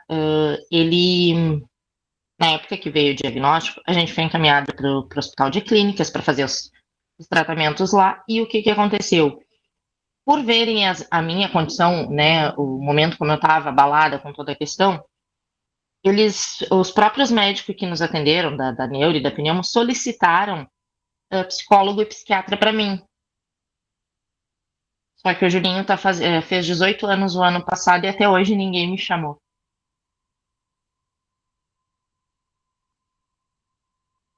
Entendeu? Então, hoje em dia, que eu me mudei, o posto que eu tenho tem a saúde da família, tem psicólogo, tem médico, só que o posto aqui mesmo é muito bom, muito, eles são muito receptivos para a gente, mas a questão de passar pro psicólogo é só quando a coisa está extrema mesmo, senão é só com o médico da saúde da família. Entende? E aí, por exemplo, eu tomo, que nem disse, a medicação tem que ser, não pode ser direto, tem que ser, né, um fator para melhorar. Mas eu tomo fluoxetina, amitriptilina há anos para fibromialgia e também para depressão, para ansiedade, para pânico, porque eu tenho todo o combo perfeito, assim, né? Então é só isso que eu queria dizer, assim, que algumas vezes a gente sabe que tem tudo isso no SUS, que bom que tem, mas é difícil tu conseguir chegar lá. muito difícil. Com certeza, Solange. Qual que é a tua Não sei cidade, se tu já Solange? encerrou. Porto Alegre, Porto Alegre mesmo, qual que é o teu território? é aqui na Zona Norte, Qual que é o posto Rubem Berg, fundiário? Santíssima Trindade. Santíssima Trindade. Sim, também está Isso. passando agora por uma transição, né? Tá ainda mais. O nosso não, porque o nosso é gerido pelo próprio Conceição, é um posto do Conceição. Ah, é o posto da Conceição. Tá. Isso, então para nós, assim, nessa parte está mais tranquilo. Mas eu fiz essa parte exatamente para verem, né, como é que tá, assim, a minha médica da saúde da família, ela tá agindo, né, como um suporte psicológico também. Ela conversa comigo, ela pergunta como é que eu tô, ela me dá ideias e tal, mas hoje eu estou fazendo terapia online através do Viver Bem da empresa do meu esposo, no caso, né, agora eu tenho, né, terapeuta, mas eu fiquei muito tempo sem terapia e só sendo medicada. E naquele momento, uma vez no mês, a cada 2 meses, tu conseguir consultar e tu falar um pouquinho. Então, acho que essa demora também fragiliza muito, né? Para nós, para as crianças, porque é aquilo que a gente fala, a gente vive sobrecarregada, a gente vive com o coração na mão, literalmente, né? Então, não é só os nossos filhos, é casa, é trabalho, enfim. Então, é só essa parte que eu queria colocar. É muito bom tu compartilhar e também trazer esse ponto, assim, porque sim, é muito frustrante e é muito difícil vir aqui também falar sobre tudo isso e pensar que falha, né, muitas vezes, assim, né, que a gente está acreditando e trazendo algo que é direito, né, e que, enfim, funciona muitas vezes, mas que tem uma demanda tão grande que falha Que para acaba sendo pouco. pessoas, que muita gente fica de fora, assim, né, enquanto profissional de saúde e que está na saúde pública há um tempo também, eu percebo o quanto a gente, às vezes, tem ideias e depois se debate com a quantidade de impossibilidades, assim, né? Então, em algum momento se defendeu no SUS a possibilidade de construir ambulatórios de psicologia. E isso já se cessou ali, né? Foi barrado nas primeiras ideias, porque se entendeu também que ainda assim não ia suprir toda a demanda, né? E que isso ia fazer com que outras coisas fossem mexidas e talvez isso ia prejudicar o sistema. Então, não foi uma ideia que foi adiante, assim, né? Mas que, bom, também é sobre um pouco de fazer barulho, assim, né? E acho que a UBS, ela tem algo, e o CAPS também, né? Essa questão da equipe multidisciplinar é que a gente entende que todas as pessoas podem ser escuta, né? Então, tu tem aí uma médica que te escuta e ela vai reduzindo aquele dano de algo que, bom, tá se deparando ali, que tá, tu precisa de uma avaliação psicológica, precisa de um atendimento psicológico. A gente não tem psicólogo em UBS, né? Agora tem as EMULTs, e as EMULTs, elas são especialmente para tu fazer VD e algum grupo, né? Alguma atividade ali que vai... por que existem os atendimentos em grupo também? Porque a demanda é muito grande, então tu não consegue fazer um atendimento individual especializado para cada pessoa durante a semana. Então, se agrupa, não só por conta da demanda, mas por entender também que o cuidado em grupo é muito interessante, que as pessoas criam vínculo, criam rede, elas conseguem se expressar muitas vezes, então a gente vai entendendo que por aí também pode ser uma via, né? Que às vezes não é a via ideal, não é a via que a pessoa precisava, mas a gente vai tentando, enquanto serviço, enquanto profissionais, reduzir os danos, né? Acho que é isso, um pouco de trabalhar com essa política de redução de danos, que a gente trabalha com aquilo que é possível, longe de ser o ideal, né? Mas com aquilo que é possível. E algo também da comunidade poder se insistir em algumas coisas, né? Tá, a gente precisa de um grupo, vamos ali uma vez, vamos ali outra vez, vamos ali pela quarta vez até que se tenha um grupo. Ou tô te falando ali que o meu vizinho precisa de um cuidado. Então, tu vai uma vez, tu notifica, e a saúde vai precisar se responsabilizar por isso, né? Ela vai precisar se responsabilizar por isso. E colocar aquilo como uma demanda dela, né? Então, essa pessoa precisa do cuidado de saúde e ela vai entrar ali na fila de que é uma pessoa que precisa de visita domiciliar, por exemplo, ou de algum tipo de encaminhamento, ou de uma escuta, né? Infelizmente, não se tem tratamento em psicoterapia pelo SUS. Não é, isso não existe assim no SUS ainda, né? Os psicólogos, eles funcionam de uma outra maneira ali. Existe um espaço de escuta, mas é uma outra escuta que não a psicológica, nesse sentido de psicoterapia, né? Nem psicoterapia breve. Algumas vezes no CAPS há a psicoterapia breve, mas não é um plano que fica por muito tempo, né? Não para todas as pessoas, especialmente também, porque se entende que precisa de outros recursos, assim, que acaba não tendo. Mas que bom que tu está também conseguindo fazer acompanhamento, né? A gente vai dando o nosso jeito, vai entendendo Sim. o que é possível. E muito também, né, da gente escutar, às vezes, a realidade de cada um. Claro, tem muita gente que a gente fala, assim, enquanto psicólogos, que a psicologia, às vezes, o tratamento em psicologia, ele não deveria ser, mas muitas vezes é um luxo, né? É a pessoa ter um dinheiro ali para fazer o tratamento, implica que ela deixe, muitas vezes, de ter que investir em outras coisas. Então, a gente entende a gravidade disso, assim, né? Mas, ao mesmo tempo, existem muitas possibilidades que eu vejo para a escuta da psicologia, que é o quanto ela vai deslocando algumas realidades que estavam postas para ver que outros caminhos são possíveis, né? Então, vou dar um exemplo. Eu atendo voluntariamente ali na clínica da URGS, que é da faculdade, né? Então, faço o voluntário ali. Geralmente são pessoas também que não podem pagar ou pagam um valor simbólico, assim, né? Que é quanto elas podem. A gente negocia de outras maneiras esse do dinheiro, assim. Mas de pessoas que, por exemplo, tinham um trabalho e estavam não contentadas com aquilo, mas não conseguiam sair daquilo, e depois de fazer um acompanhamento de tanto tempo, elas conseguem trocar de trabalho e aí elas querem pagar pelo tratamento. Sabe? Elas falam, não, estou vendo que isso aqui dá um jeito. Então, daqui a pouco, a gente vê também que abrir mão de algumas coisinhas, claro, isso não é para todas as realidades, né, gente? Mas abrir mão de algumas coisinhas, né? De tomar uma cerveja ali no final de semana e ir numa consulta psicológica, daqui a pouco vai fazer com que a vida daquela pessoa também tome novos rumos e o dinheiro passe a ser uma outra coisa ali, né? Não necessariamente a única via dela fazer o tratamento, mas mais uma via dela fazer o tratamento, né?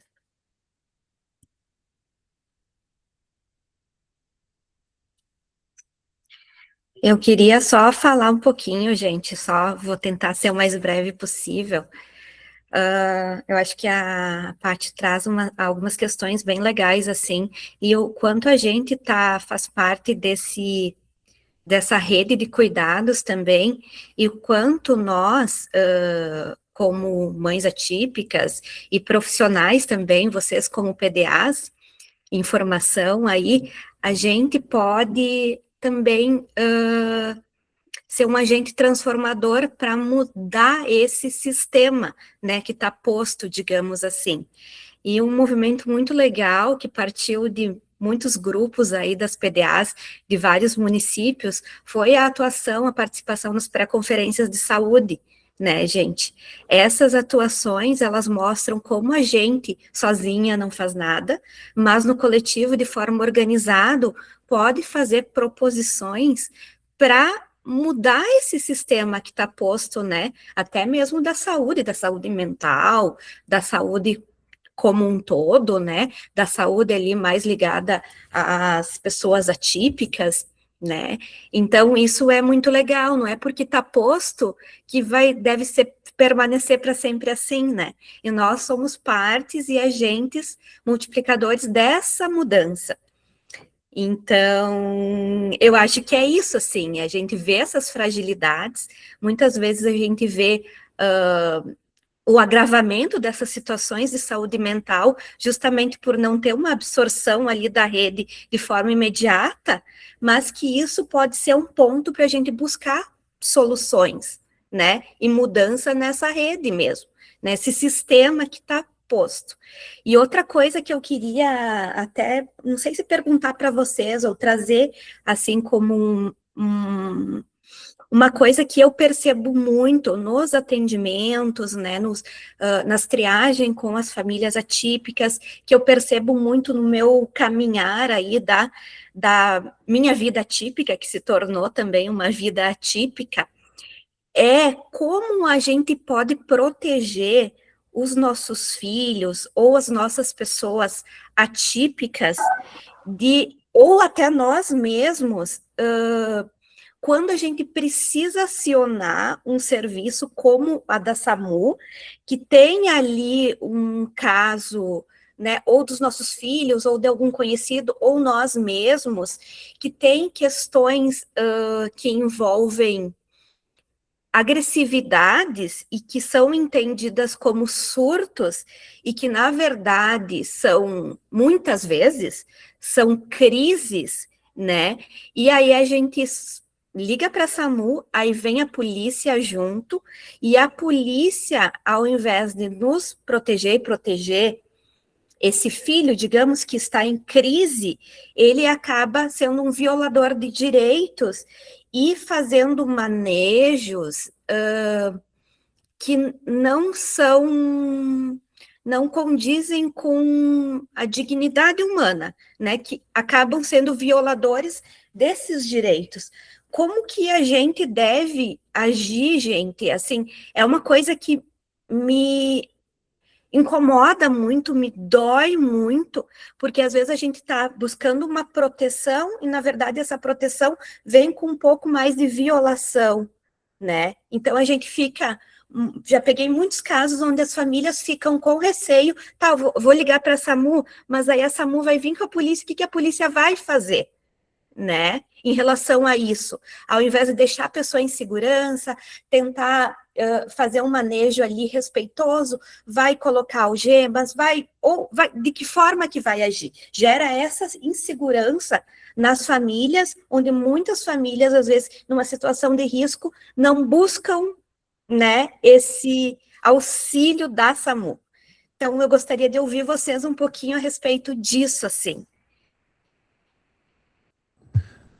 Obrigado, Karen. Eu acho que era exatamente isso, assim, que a gente gostaria de agora abrir para o pessoal comentar um pouco, né?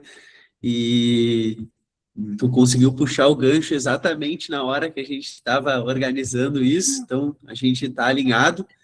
Eu só queria ler Desculpa uma frase por aqui. antecipar. Não, imagina. Não, imagina. Ansiedade. Tá, a gente Não, foi está ótimo o organizado. comentário. E assim, Karen, eu ia exatamente falar sobre as PDAs e sobre as mães atípicas expert, né? Que assim a gente tem visto dentro do próprio projeto que vocês têm vocês são referência para essas mães em que a gente está aqui agora conversando, né? Vem com muita força essas mães atrás de vocês, assim, né? Com frequência vocês trazem, aqui está precisando de atendimento, a gente precisa ir aqui, né? Isso, vocês acabam se tornando a principal fonte, né, do nosso projeto. E aí tem um autor, que é o Durkheim, depois veio o Martin Baró, que também fala que as comunidades se organizam politicamente e solidariamente diante da ausência estatal, né? Então, quando o Estado não está dando conta, a sociedade cria recursos e formas de dar conta daquele problema social, né? E aí a gente está aqui formando 100 mães, né, que vão ter esse lugar de escuta dentro dos seus territórios, né? Então, eu acho que isso é de uma importância gigante, né? E que a gente possa também se cuidar, né? A gente vinha falando no nosso grupo hoje do projeto também, dos profissionais, né? Da importância da gente que vem escutando uma demanda grande de fragilidades, de violência, de garantias de direitos que são... Garantias de direito, não, de direitos que são negados e violados, que a gente acaba também ficando frágil em alguns momentos, né? Então, a gente queria abrir para ouvir um pouquinho vocês. Então, já que a Taireia levantou o braço aí, vamos seguir com ela. E, gente, eu só vou pedir 5 minutos depois do final, ali, 3h55, para eu responder a dúvida da Solange, que eu acho que pode ser a dúvida de outras PDAs aí também, tá bem? Vamos levantando a mão. Só vou na linha, desculpa, só vou na linha de vocês três, tanto a Karen quanto o teu, Léo, e complementando que a gente teve mais de uma situação, né, das nossas das nossas mães, dos grupos, com essa emergência, né, precisando pedir suporte e socorro, e a gente realmente não tem como confiar, né, hoje no serviço de SAMU acompanhado da Brigada Militar. A gente realmente fica nessa dúvida, né? Tanto é que a gente pensou, poxa, chama o conselho tutelar junto, plantando o conselho tutelar, a gente tentou fazer contato, mas não conseguimos que eles tivessem ido na ocorrência, né, específico nisso. Mas eu queria comentar que o coletivo do Balcão, né, o núcleo jurídico, em um caso que nós tivemos de fatídica violação de direito de um adolescente, atuou prontamente junto à Assembleia Legislativa e nós encaminhamos esse tema.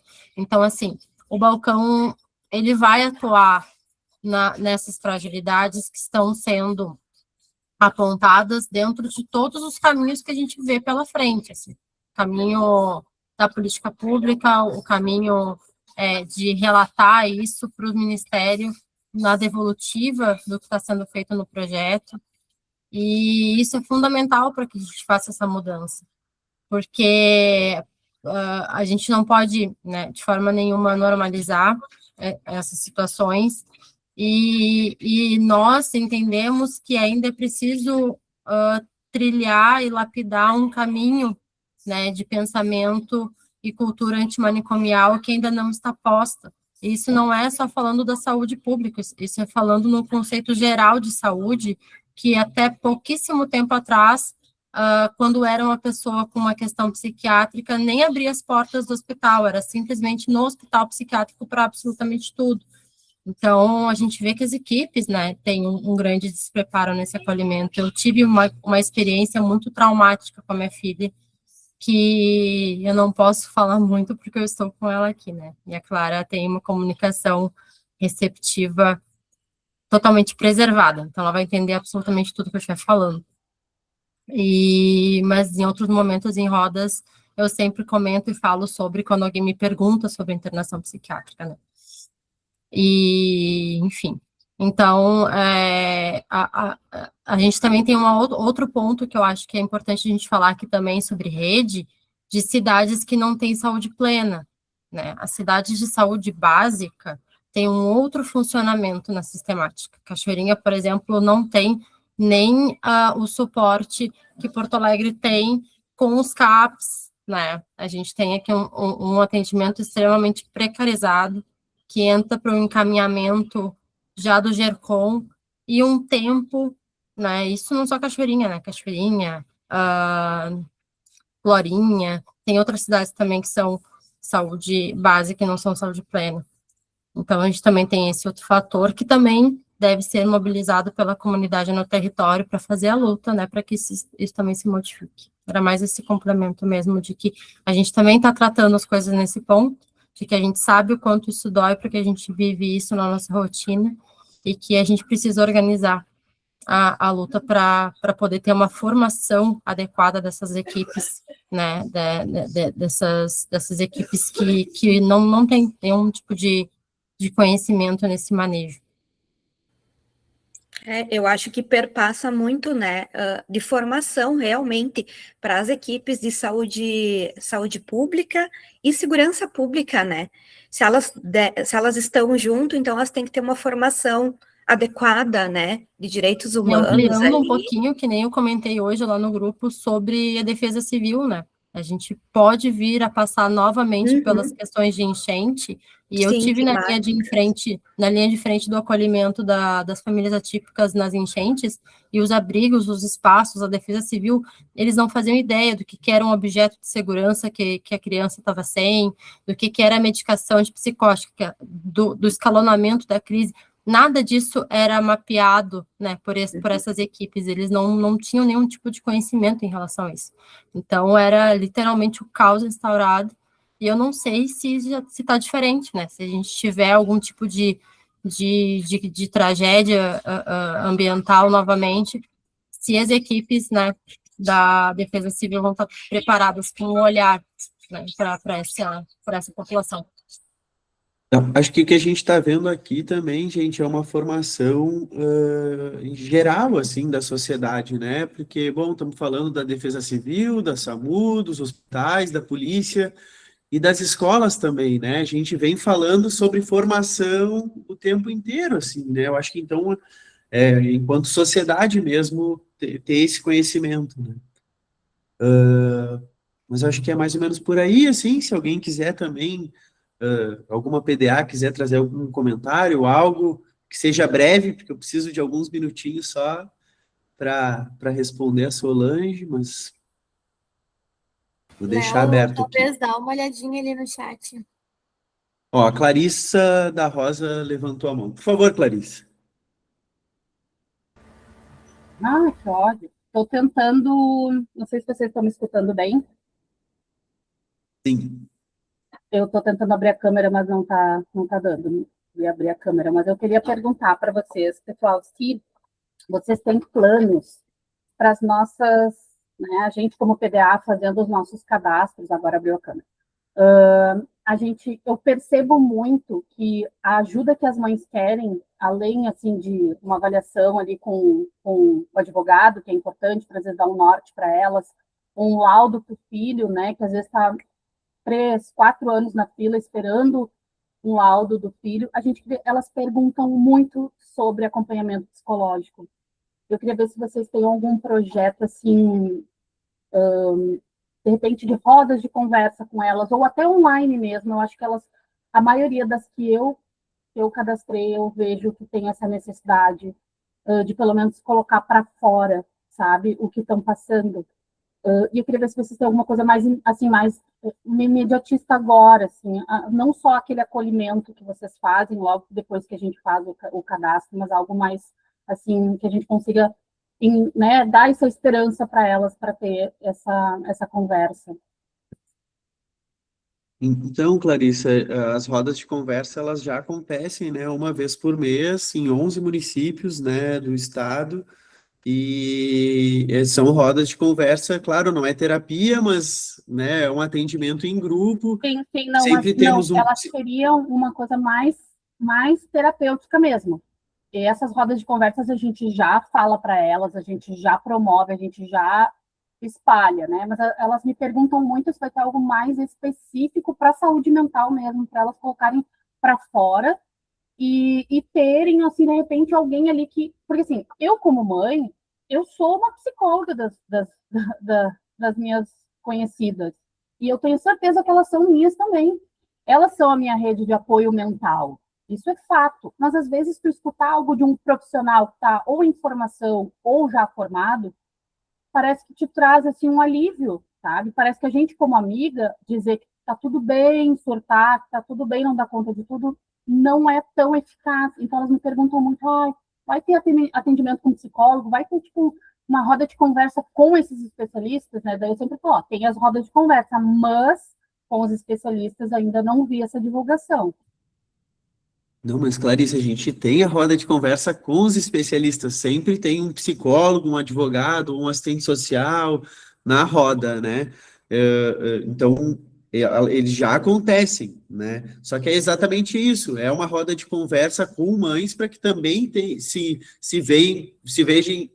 encontrem como pertencentes a um grupo, né? Se olhem como par ali, né? Porque às vezes a dor que eu sinto é parecida com a que tu sente, mas sempre tem um especialista na roda.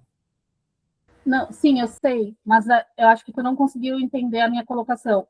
A roda de conversa geral, tá o advogado, tem várias pessoas ali. Aí vai ser conversado muitos assuntos, vários assuntos, mas não só sobre a saúde mental daquela mãe. Às vezes uma dúvida, né? O advogado vai tirar. Elas querem saber se vai ter algum atendimento ou individual, que pode ser online, ou em grupo para esse tipo de situação, para a saúde mental, algo para elas, voltado para elas, e não para ver uma dúvida do filho, para ver se o laudo do filho já vai vir. É para as mães, para elas. Larissa, eu acho que tu agora, né, já que tu está trazendo isso, eu acho super interessante, porque é exatamente isso que a gente quer que as mães façam dentro dos seus próprios grupos, né? Traguem esses temas. Olha, a gente está precisando falar sobre nós, né, e não sobre questões de direito. Tá, tudo bem, é isso, é uma auto-organização, né? Então, que maravilha tu trazer esse questionamento, acho que é importante que tu traga isso com a tua mentora, para que a gente organize, enquanto equipe, esses momentos de roda de conversa. Porque é isso, às vezes a gente propõe alguns paradores, algumas coisas, mas não é aquilo que a roda está pedindo.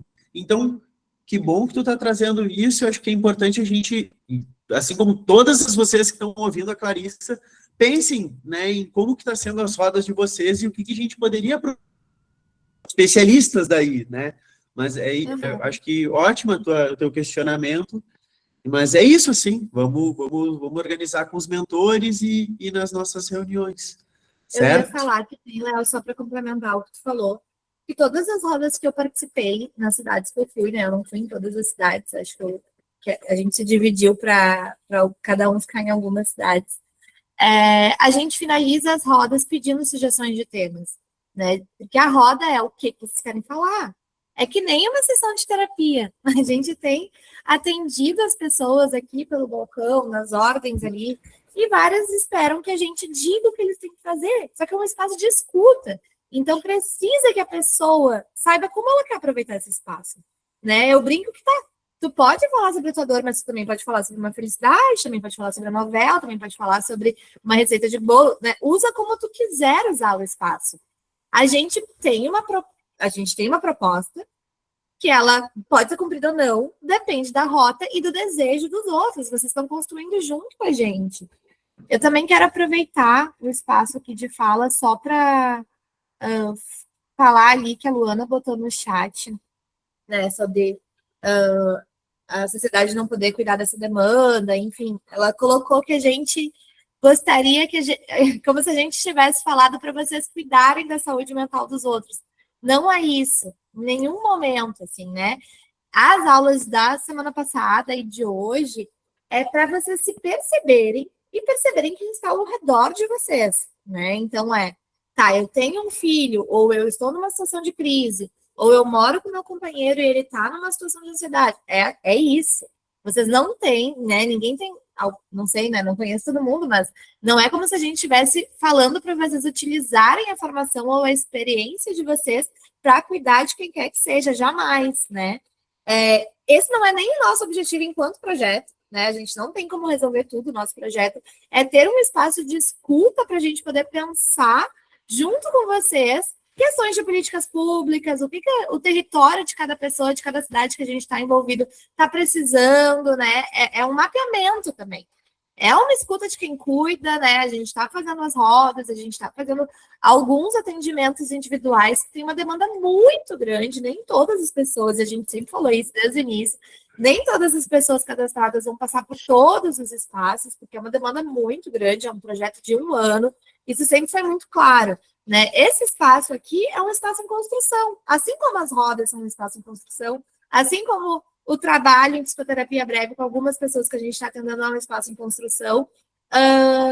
E é isso. O objetivo de ninguém aqui é resolver a vida ou curar os traumas ou qualquer coisa que seja. A gente não é super-heróis, a gente não tem nem essa pretensão e muito menos essa prepotência, né? Estamos juntos, queremos escutá-las. O projeto é justamente sobre essa escuta, né? Nos espaços que for, seja na triagem, seja no atendimento individual, seja no atendimento em grupo, seja no chat, seja aqui na formação, né? Mas acho importante trazer para que vocês também não achem que a gente está querendo delegar nada para vocês, além do que cada PDA tem de objetivo, enquanto... Que seria isso de poder fazer os cadastros, que também foi acordado, né? Todo mundo sabia o que cada PDA ia fazer, então não tem ninguém fazendo além do seu trabalho, né? A não ser que deseje, e daí já não é sobre a gente estar demandando.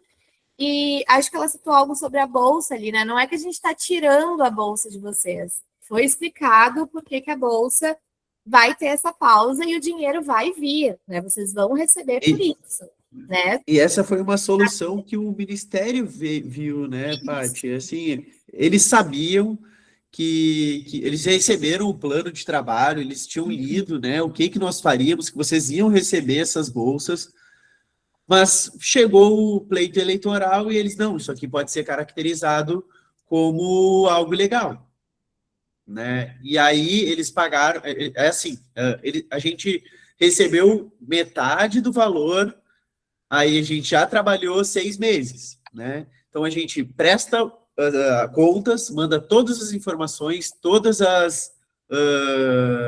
os relatórios, né?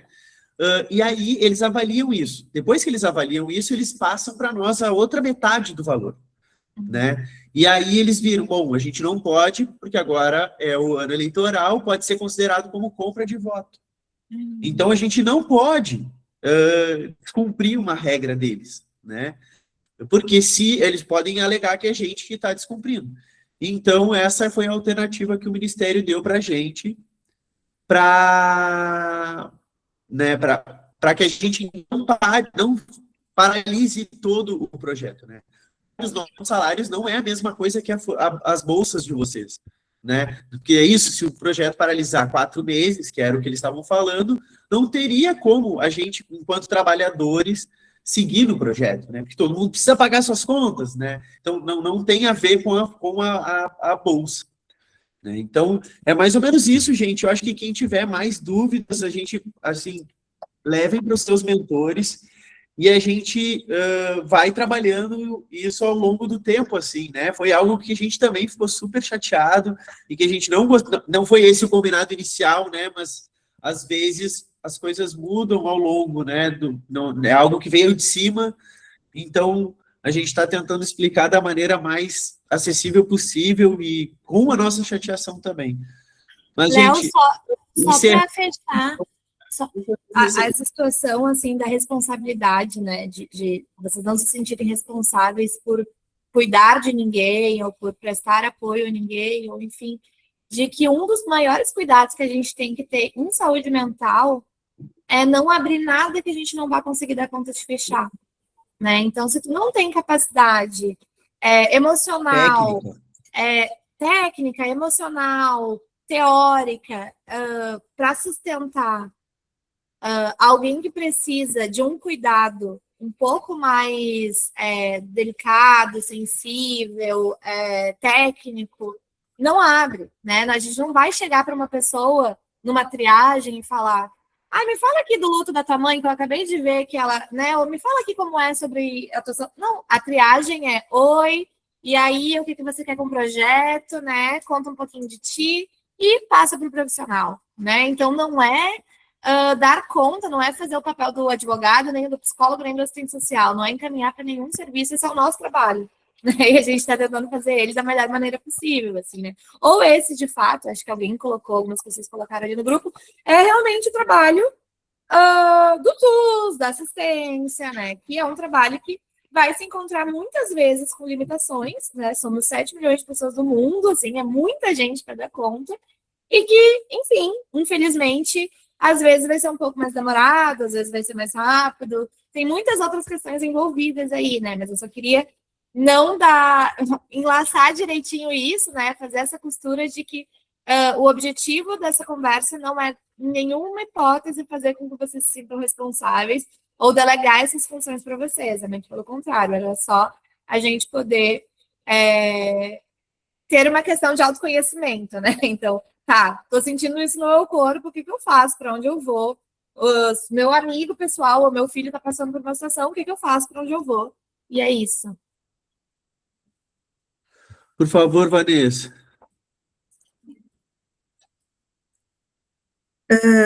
Acho que a Tati estava antes, desculpa aí. Mas assim, Karen, é que a gente já está adiantado da hora, né? Não sei que eu não sei se ela quer trazer dando... alguma coisa importante, né? Fala, Tati. Oi, boa tarde. Não, eu vou ser bem breve, porque assim, como é sobre saúde mental, e eu vi várias discussões e outros até atravessamentos diante disso, eu vou tentar ser o mais breve possível. Eu sou conselheira de saúde no estado e já atuo pelo controle social há 10 anos, né? Então, o que acontece? Para colaborar de forma bem objetiva, como a minha filha tem uma doença rara, e a doença rara que trouxe as deficiências, entre elas até mesmo o autismo, o que eu posso assim deixar de bem resumo? Eu acho que o grupo aqui, esse trabalho todo que o Balcão faz, pode trazer justamente o que agora trouxe, eu acho, agora não lembro ali o nome de quem falou, mas é trazer orientações e outras PDAs, como eu também sou aqui no meu território, é trazer orientações para os seus grupos e as mães de como acessar o SUS, porque cada município tem uma maneira de trabalhar. Cada prefeitura traz a maneira como vai ali os serviços serem feitos. Só que assim, gente, como eu falo para vocês, há 10 anos eu participo de plenárias de saúde e plenárias de pessoas com deficiência. Aí o que acontece? A gente precisa estar presente nesses espaços para que as coisas aconteçam. Ali uma mãe comentou em Pelotas, eu sugeri ela ir nas plenárias. Precisa ir, vai 2, 3. Se tentem se organizar para ir de vez em quando, sabe? Então, o que acontece? Eu habituei a Laura a me acompanhar. Como desde sempre, ela, quando está organizada, ela vai junto. Quando não vai, eu aviso que eu não vou e não consigo e tento ver se outra mãe vai. Quem consegue ir é bom e é importante a gente levantar a mão nesses espaços, é importante a gente falar da nossa rotina, principalmente em plenárias e espaços onde possuem profissionais de saúde.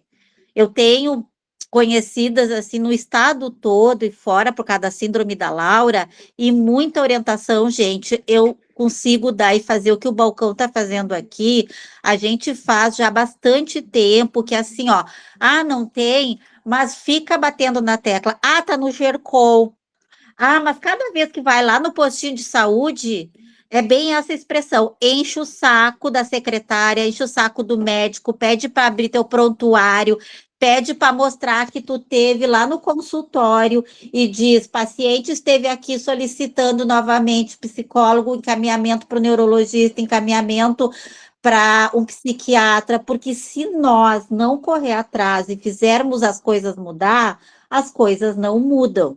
Isso eu posso afirmar, porque eu até gostaria de fazer mais, mas infelizmente eu não consigo, porque de 2 anos para cá eu comecei a cuidar da minha saúde, porque a Karen, que a gente é amiga pessoal, sabe, eu acabei tendo outros diagnósticos, outras coisas, então assim, ó, é o cuidar da gente também.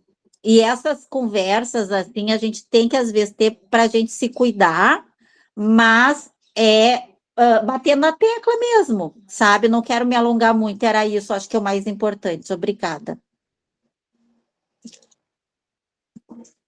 Muito obrigado, Tati. Eu acho muito importante mesmo a gente se organizar enquanto rede né, o coletivo sempre tem uma força maior. Pessoal, Sim. a gente precisa encerrar. Já estamos no adiantado da hora. Queria agradecer a todo mundo e seguimos. A gente manda ali o informe de quando seguem os outros dias de formação. Muito obrigado aí, um bom final de semana para todo mundo.